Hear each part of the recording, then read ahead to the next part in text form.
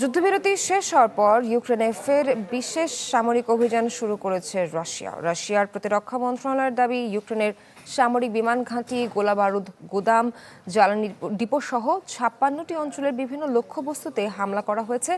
ভূপাতিত করা হয়েছে ১০৮টি ড্রোন। অন্যদিকে ইউক্রেনের সশস্ত্র বাহিনীর জেনারেল স্টাফ জানিয়েছেন, ফ্রন্টলাইনের মোট ১৭৪টি স্থানে সংঘর্ষ হয়েছে, প্রতিহত করা হয়েছে রুশ হামলা। ১২০০রও বেশি রুশ ড্রোন ভূপাতিতেরও দাবি করেছে ইউক্রেন।